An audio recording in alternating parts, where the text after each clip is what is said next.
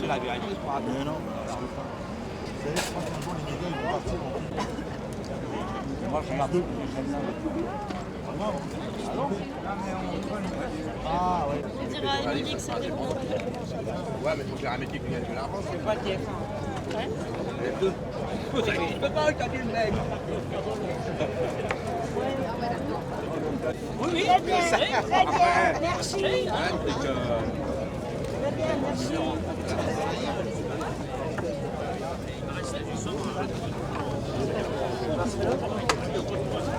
Barcelone? Oui. Ouais. Ouais.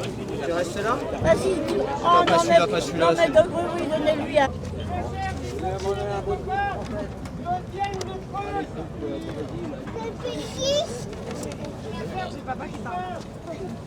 Oui, attends, papa, occupe pas son cou. Non.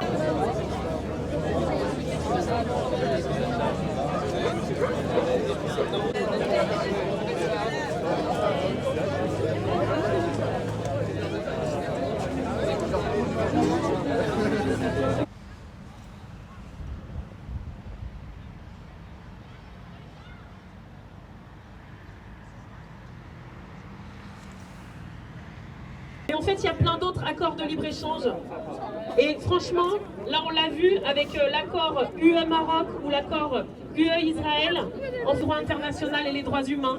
Parce qu'on ne peut plus continuer à sacrifier des vies humaines au profit du commerce international, au profit des multinationales. L'accord UE-Israël, l'accord UE-Maroc, ce sont des accords qui ne respectent pas le droit international.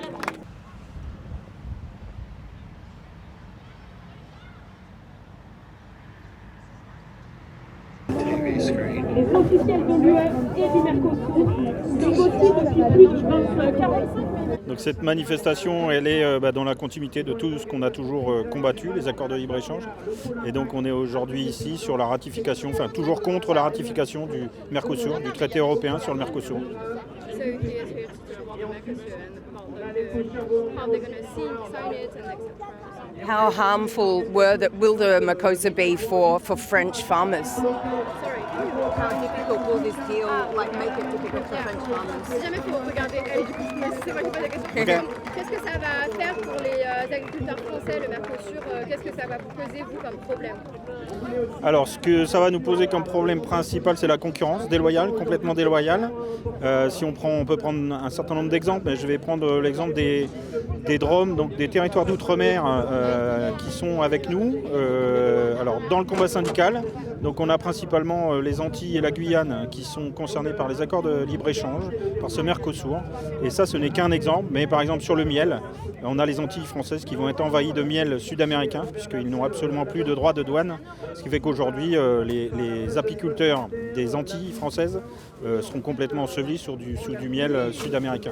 Et on a la même problématique ici. Moi, je suis éleveur, je fais de la viande, et on va être en concurrence avec de la viande d'Amérique du Sud qui ne respecte pas les mêmes normes sanitaires, environnementales, sociales que nous. Et donc pour nous, c'est impossible, on ne peut pas continuer comme ça. Alors les raisons de la signature, c'est principalement qu'aujourd'hui l'Europe n'a plus du tout une vision agricole du fonctionnement européen, c'est-à-dire qu'aujourd'hui on considère que les Européens doivent être nourris avec de l'alimentation extérieure, simplement pour faire fonctionner une industrie, alors l'industrie agroalimentaire, dans laquelle on ne produirait plus la base de l'alimentation, mais on transformerait cette base d'alimentation. Et ensuite, surtout pour exporter des voitures, dans le cadre du Mercosur, on est vraiment sur des marchés mondiaux, sur des échanges de voitures contre de la viande. Donc voilà, c'est juste simplement parce que l'Europe ne met plus du tout en priorité l'alimentation, la production alimentaire, mais qu'elle met principalement l'industrie. C'est ça le problème principal de l'Europe.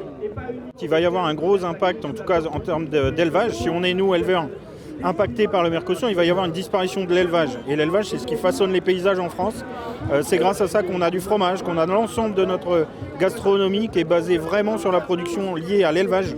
Et si on a encore une quantité de produits qui arrivent encore en plus, suite à tout le CETA, enfin les accords de libre-échange avec la Nouvelle-Zélande, avec l'Amérique du Nord, si on continue, on va faire disparaître l'élevage. Et le problème principal, c'est qu'en faisant disparaître l'élevage, On va faire de la production industrielle de céréales, puisque c'est comme ça que l'Europe voit l'avenir de l'agriculture. Et ça, c'est pas possible. Enfin, les Français, on est persuadés que les Français sont contre ça. Donc il faut absolument lutter contre ces accords, celui-ci et tous les autres qui vont arriver, puisqu'on a vu aussi Trump s'enfermer avec Madame von der Leyen pour négocier aussi des apports d'aliments qui arriveraient des États-Unis. Donc voilà, en fait, c'est en permanence.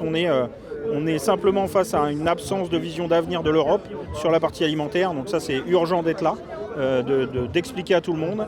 Et puis voilà, et on continue, on ne va pas les lâcher de toute façon. On est ici aujourd'hui pour protester contre la signature de l'accord UE-Mercosur. La Confédération paysanne, en fait, depuis le départ, elle est altermondialiste. C'est déjà elle qui démontait le McDo de Millau en 92. Vraiment, pour nous, en fait, il y a un enjeu à se positionner contre ces accords-là qui vont niveler par le bas toutes nos normes sociales, environnementales. Et on n'a vraiment pas envie de ce type d'agriculture-là, parce qu'on sait très bien que ça va nous impacter, nous, agriculteurs, mais que ça va aussi impacter les consommateurs. On a déjà des problématiques de concurrence, ne serait-ce qu'à l'intérieur de l'Europe, évidemment. On se retrouve dans des situations là où on va se retrouver en concurrence directe avec des personnes dont le salaire horaire est de l'ordre de 1 euro. Donc en fait, ça veut nécessairement dire qu'on ne pourra pas être compétitif. Et du coup, on va nécessairement avoir des baisses de prix. C'est déjà des choses qui sont arrivées dans le passé. On a eu un accord entre l'UE et la Nouvelle-Zélande. Et le jour où cet accord est passé, le lendemain, le prix de l'agneau avait été divisé par 2. Ça veut dire que les personnes en France qui font de l'élevage ne pouvaient plus vivre de leur travail. En fait, là, M. Macron est en position de s'opposer à cette signature et donc c'est ça qu'on lui demande. On est aujourd'hui réunis avec la société civile. C'est pas uniquement nous les agriculteurs, c'est vraiment toute la société qui demande à ce que ça ne passe pas ce type d'accord. Ils veulent pas ce type d'agriculture, on veut pas de ce type d'agriculture. Donc maintenant, c'est dans ses mains.